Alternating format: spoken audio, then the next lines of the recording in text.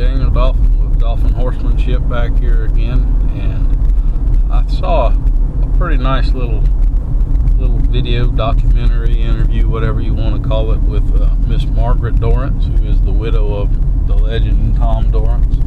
And there was a little part in there that I liked quite a bit. They asked her, for those of you who don't know, the book and movie The Horse Whisperer, those were Tom Dorrance was the inspiration for those books. The author has admitted it.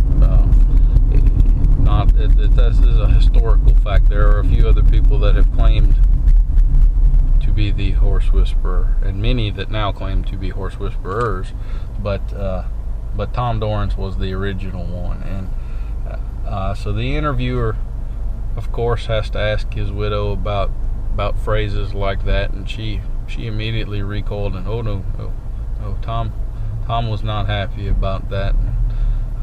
Phrases like natural horsemanship and horse whisperer were not uttered in that house. I feel pretty similar to that. The actual meaning of natural horsemanship I have no problem with whatsoever. To me, that is using the horse's basic natural instincts, herd instincts, their normal mental state and psychology to do with that, in order to get the horses to do what we want and deal with them. And gentle is certainly a part of that. I mean, when you understand the psychology of that, it's not about beating them up and all. But here's what I do have a problem with. A lot of natural horsemanship, and most of these guys that call themselves, especially the ones that call themselves horse whisperers, they're kind of missing the boat on a lot of this. For one thing, that word gentle is pretty well it's pretty well at odds with natural horsemanship. The only time horses in the natural environment are gentle is in a Disney movie or a Black Beauty book. Real horses are pretty darn rough on one another.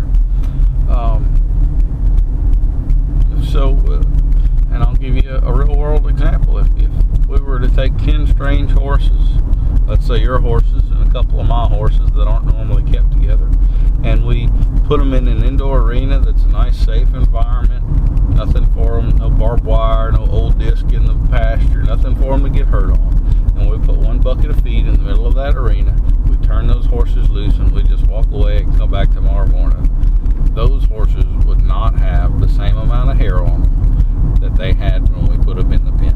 And you all know that I'm right. There would be bite marks, there would be kick marks, and the pecking order is going to become established. But there's going to be a lot of violence and a lot of threats involved, and threats that are not hollow, before that pecking order gets established. Now, if we continued with that routine and a month down the road, no, there wouldn't be any violence anymore. But that dominant horse, whoever it wound up being, they'd be pinning their ears and walking right through there and pushing horses out of their way. It's not all about gentleness in reality, and that's what natural horsemanship is supposed to be based on, is reality. I feel like it's become a buzzword now, the horse whispering thing, and it's more of a device used to sell tapes and books and things of that nature, and it's mostly done to make people feel good about the wonderful relationship that they can have with their horse. And there's nothing wrong with that. You certainly can develop a great relationship with your horse, but and this is a big but, you have to be the boss of the situation. You really do, or you're in danger.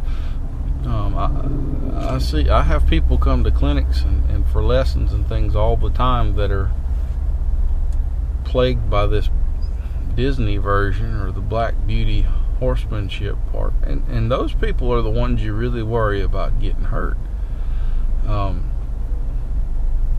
You have to be the boss of your horse. You don't have to be a bad boss. You don't have to be a jerk.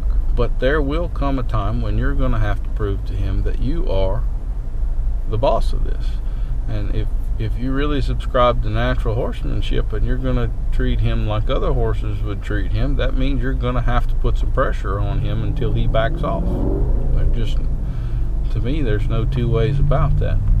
Now, it doesn't mean that you got to beat on him with a baseball bat or snub him to a post for 3 days with no water or any of that kind of mess.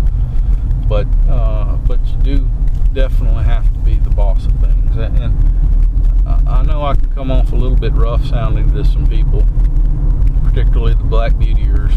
But if you were to watch me work a horse that had a problem, you really wouldn't have any kind of inclination to call the Humane Society or the ASPCA or something like that. But you would watch me work that horse, and you would have no doubt that A, I was not scared of him, and that B, he understood in short order who the boss was.